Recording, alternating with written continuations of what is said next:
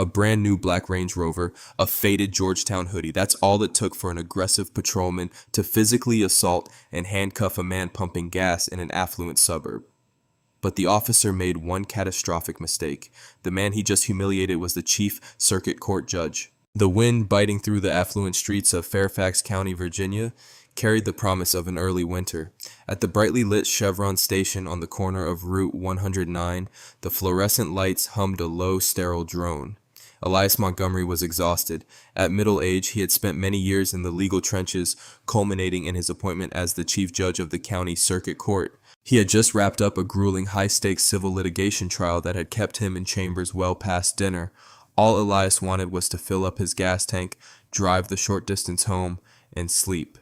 He was dressed for comfort, completely stripped of the heavy black robes and tailored charcoal suits that defined his public persona. He wore a pair of worn gray sweatpants, scuffed New Balance sneakers, and a faded navy blue Georgetown law hoodie pulled up over his head to block the biting wind. He stood beside his vehicle, a pristine Santorini black 2025 Range Rover Autobiography. It was a retirement gift to himself, a luxury SUV that he had paid for in cash after many years of meticulous saving.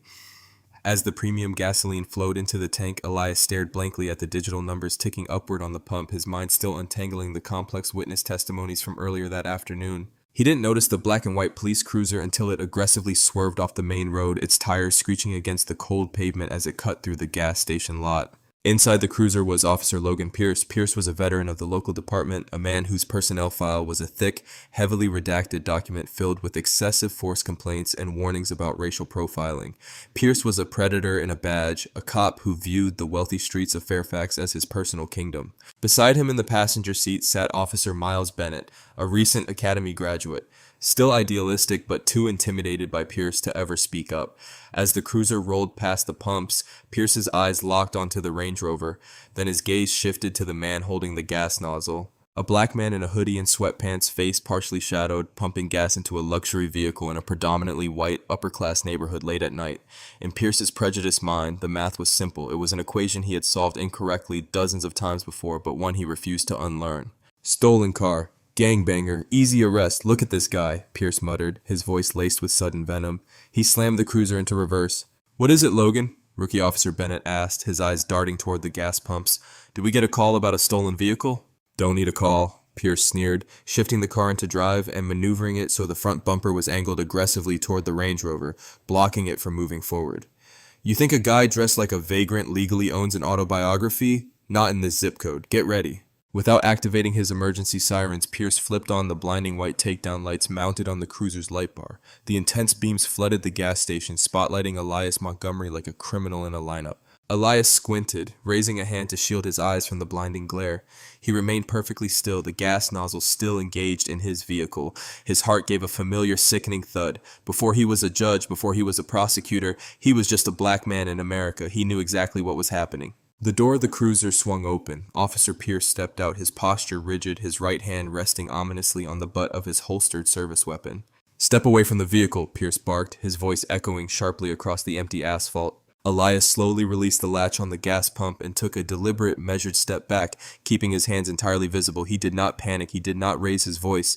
He had presided over hundreds of civil rights lawsuits and Fourth Amendment violation hearings. He knew the law better than the man currently pointing a flashlight in his face. Good evening, officer, Elias said, his voice deep, calm, and resonant with authority. Is there a problem? I said step away from the car. Keep your hands where I can see them, Pierce commanded, closing the distance. He stopped a few feet away, shining the blinding maglite directly into Elias's eyes. My hands are clearly visible, Elias replied evenly, and I have stepped away from the vehicle. Now, I'll ask you again, officer, what is the issue? Pierce scoffed, annoyed that the suspect wasn't cowering. Whose vehicle is this? It is mine, Elias answered. Yours? Pierce let out a harsh, condescending laugh. He circled the rear of the Range Rover, inspecting the license plate. A guy dressed in dirty sweatpants driving a brand new luxury Range Rover. You expect me to believe that? I expect you to do your job within the confines of the law, Elias said, his tone shifting from polite to strictly professional. My attire has no bearing on my vehicle registration. Now, unless I have committed a traffic violation while parked at this gas pump, I would like to finish fueling my car and go home. Pierce's face hardened. The disrespect, as he perceived it, ignited a furious spark in his chest. He marched back over to Elias, invading his personal space. The rookie, Officer Bennett, nervously stepped out of the passenger side of the cruiser, standing awkwardly by the front bumper. You're in the wrong neighborhood to be catching an attitude, buddy, Pierce snarled, leaning in close. I asked you a question. What are you doing here? I live here, Elias stated flatly. Right, I need your ID, Pierce demanded, snapping his fingers. Right now. Elias didn't move. His legal mind was already cataloging the violations. This was a Terry stop without reasonable articulable suspicion, a clear violation of the Fourth Amendment. Officer? Elias said, lowering his voice to a steady, dangerous calm. Are you detaining me, or is this a consensual encounter? The question made Pierce pause for a fraction of a second. Street thugs usually didn't use terms like consensual encounter, but his ego quickly overrode his logic. You're being detained, Pierce snapped. Now hand over your ID before I put you on the ground. On what legal basis am I being detained? Elias pressed, standing his ground.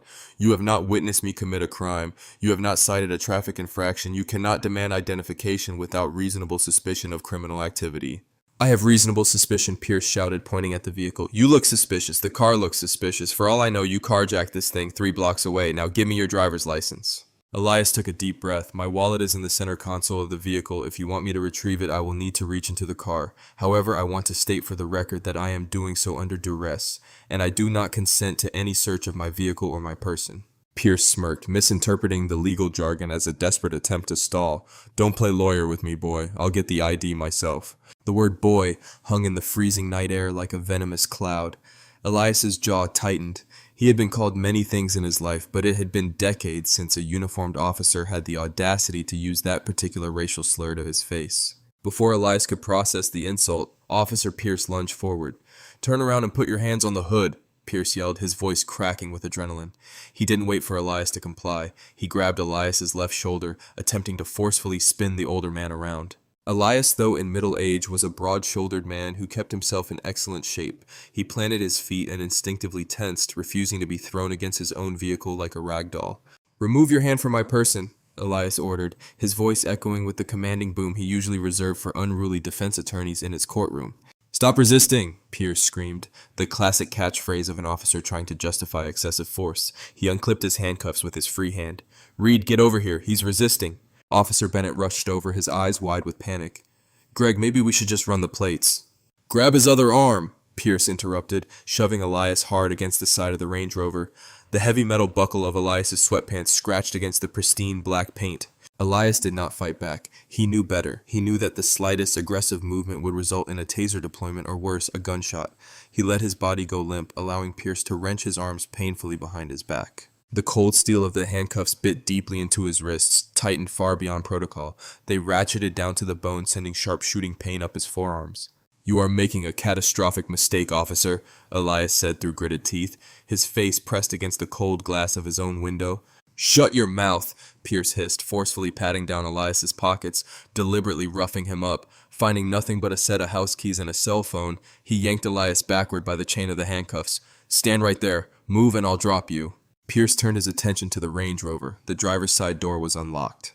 Officer, Elias warned loudly, despite the pain radiating from his wrists. I explicitly stated I do not consent to a search of my vehicle. You do not have probable cause.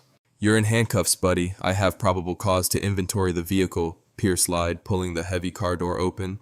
The luxurious interior lights illuminated the cabin. The smell of rich leather and the faint scent of expensive cologne drifted out. Pierce leaned into the vehicle, tearing open the center console. He tossed a few charging cables and a pack of gum onto the passenger seat, aggressively rummaging through the compartments. He finally found the sleek black leather wallet. He snatched it up, opening it aggressively to pull out the driver's license. But as Pierce was fumbling with the wallet, Rookie Officer Bennett had walked around to the passenger side, peering through the window with his flashlight. Bennett's beam of light landed on the passenger seat. Sitting perfectly centered on the pristine leather was a rich mahogany brown leather briefcase. It wasn't a cheap bag. It was the kind of briefcase carried by men who ran corporations or countries, and stamped in beautiful gold leaf lettering across the top flap were the words, Honorable Elias Montgomery, Chief Judge, 19th Judicial Circuit Court. Bennett's heart stopped. The blood drained from his face so fast he felt dizzy. He blinked, aiming the flashlight closer, praying he had misread it, but the gold lettering glared back at him in the harsh white light. Beside the briefcase, resting on the passenger seat, was a thick stack of manila folders stamped with the official seal of the state judiciary. Resting on top of those folders was a laminated high-level courthouse security badge featuring a clear, smiling photograph of the man currently handcuffed outside in the freezing cold. Greg, Bennett stammered, his voice trembling so badly he could barely get the words out. Hold on. I got his ID, Pierce said from the driver's side, holding the license up to the street lamp. He squinted at it. Elias Thomas Montgomery. Greg, Bennett said again, louder this time, his voice cracking into a high-pitched squeak. Greg, look at the passenger seat. Look at the bag. Pierce ignored him, stepping out of the car and marching back over to Elias. He held the ID up near Elias's face, comparing the photo to the man in the hoodie. All right, Elias, Pierce said, his tone dripping with mock sweetness. Let's see if this license actually belongs to you or if we're adding identity theft to the list of charges tonight. Look at the passenger seat, Officer Pierce, Elias said softly, his eyes boring into the cop's skull with the intensity of a laser. Listen to your partner. Pierce frowned, turning his head. What are you whining about, Bennett? Bennett jogged around the front of the vehicle, his face pale as a ghost. He looked absolutely terrified. He pointed a shaky finger toward the open door. His bag, Greg. Look at his bag and his badge. What badge? Pierce scoffed, leaning back into the car and shining his own light across the console. His light hit the gold lettering on the briefcase. Honorable Elias Montgomery, Chief Judge. Pierce froze. His breath hitched in his throat. The flashlight in his hand trembled slightly. For several seconds, the gas station was dead silent, save for the hum of the fluorescent lights and the distant sound of the wind. Pierce's mind raced, scrambling for an out. His ego, engorged by years of unchecked power, refused to accept reality. The cognitive dissonance was too loud. Instead of realizing his horrifying mistake, Pierce doubled down. He convinced himself it was a prop, a stolen bag, an elaborate ruse. You think you're smart, Pierce growled, backing out of the car and storming toward Elias. You stole a judge's briefcase to make yourself look legitimate. You think I'm stupid? Rookie Officer Bennett gasped, taking a step back in sheer horror. Greg, stop! The photo on the ID matches the courthouse badge. It's him. It's really him. Pierce didn't want to hear it. He grabbed Elias by the bicep, his grip brutal and unrelenting. Get in the car, Pierce snarled, dragging the chief judge toward the rear of the police cruiser. You are crossing a line from which there is no return, Logan Pierce, Elias said, his voice entirely devoid of fear, replaced instead by a chilling absolute certainty. He had read the officer's nameplate. You have assaulted me, falsely imprisoned me, and illegally searched my property. I suggest you remove these cuffs. Get in the damn car, Pierce roared, pushing Elias's head down and violently shoving him into the cramped, hard plastic back seat of the patrol cruiser. He slammed the heavy door shut with a deafening thud, trapping the most powerful legal figure in the county behind a cage of reinforced steel. Pierce turned around, breathing heavily. The adrenaline masked the creeping dread that was starting to gnaw at the edges of his mind. He looked at his rookie partner. Officer Bennett was hyperventilating, staring at Pierce like he had just committed murder. Greg, Bennett whispered, his eyes wide with a terror that would soon be legally justified. Do you know what you just did? You just arrested the chief circuit judge. The ride to the station was suffocatingly silent. In the back of the cruiser, Chief Judge Elias Montgomery sat perfectly rigid, his wrists throbbing against the over-tightened steel of the handcuffs. He focused his mind, mentally drafting the federal civil rights complaint he would file before the sun came up. In the front seat, the atmosphere was poisonous. Officer Logan Pierce gripped the steering wheel so tightly his knuckles were white, his jaw locked in stubborn denial. Beside him, Rookie Officer Miles Bennett was frantically typing under his jacket, discreetly texting his union representative. Bennett knew his career was hanging by a thread, and he wanted it on record that he had tried to stop the madness. The cruiser pulled into the sally port of the Fairfax County District Station, the heavy steel garage doors ground shut behind them. Get out, Pierce barked, opening the rear door and hauling Elias out by the collar of his hoodie. I'm stepping out, officer, Elias said calmly. There is no need to rip my clothing. You are on camera in this facility. I don't care about the cameras, Pierce sneered, though a faint tremor in his voice betrayed his crumbling confidence. He shoved Elias toward the heavy metal doors leading to the booking area. They walked into the bright, chaotic hum of the precinct. Telephones rang, radio squawked, and a pair of intoxicated suspects were arguing with a booking officer in a holding cell. At the elevated front desk sat Lieutenant Harold Shaw, a veteran of the force who was close to retirement. Shaw was sipping from a styrofoam cup of black coffee, reviewing a stack of incident reports. Got a hostile one for you, LT, Pierce announced loudly, marching Elias to the front of the booking desk. Suspicious vehicle, refusal to identify, resisting arrest. Lieutenant Shaw didn't look up immediately. Put him in cell 3, Logan. I'll get to the paperwork in a minute. I demand you call the watch commander, Lieutenant. Elias's deep, authoritative voice cut through the noise of the precinct like a thunderclap. It wasn't the erratic yelling of a drunk. It was the measured, booming command of a man used to ruling over a courtroom. Shaw's pen stopped. He knew that voice. He had testified in front of that voice dozens of times over the years. Slowly, dread pooling in his stomach, Shaw lowered his paperwork and looked over the edge of the elevated desk. He saw the faded Georgetown hoodie. He saw the scuffed sneakers, and then he saw the face of the man wearing them. The styrofoam cup slipped from Shaw's fingers, hitting the desk and spilling hot coffee over his keyboard. He didn't even notice. The blood completely drained from his face. "Judge Montgomery," Shaw whispered, standing up so fast his chair crashed into the wall behind him. "Good evening, Harold," Elias replied, his tone chillingly even. "It seems your officers have brought me in for driving my own vehicle." Panic, pure and unadulterated, exploded behind Shaw's eyes. He practically vaulted over the short, swinging door of the desk, sprinting toward them. "Logan, what the hell have you done?" Shaw roared, his face turning a dangerous shade of crimson. "Take those cuffs off him. Take them off right now." Pierce blinked, his stubborn facade finally cracking. LT, he was driving a luxury Range Rover. He wouldn't show ID. "He is the chief circuit court judge of this county, you absolute—" Shaw screamed, spittle flying from his lips. "He signs your warrants. Uncuff him before I arrest you for kidnapping." The word kidnapping hung in the air. The entire booking room went dead silent. The intoxicated suspects stopped arguing. The other officers froze. Pierce's hands began to shake uncontrollably. He reached for his handcuff keys, fumbling blindly as his brain finally processed the magnitude of his error. It took him 3 tries to get the key into the slot. When the steel jaws finally snapped open, Elias slowly brought his arms forward. Deep, angry red indents circled his wrists, already beginning to bruise purple. He rubbed them methodically, never breaking eye contact with Pierce. I didn't know," Pierce stammered, taking a step back, looking like a man who had just stepped on a landmine. "You didn't look like a judge." "And what precisely does a judge look like late at night at a gas station, Officer Pierce?" Elias asked quietly. The silence in the room made his voice carry to every corner. "Did I not look like a judge, or did I just look like a target?" "I apologize, Your Honor," Shaw pleaded, looking physically ill. "Let me call Chief Donnelly right now. We will handle this internally. He will be suspended immediately." Elias adjusted the sleeves of his hoodie. "Do not bother calling, Harold. I will speak to the chief of police tomorrow morning in my chambers, accompanied by my attorney and lieutenant." "Yes, Your Honor." "Preserve all body-worn camera footage, dashcam footage, and holding cell footage from the recent events. If a single frame of data goes missing, I will hold you personally in contempt of court, and I will have the FBI down here investigating a cover-up before lunch. Do we understand each other?"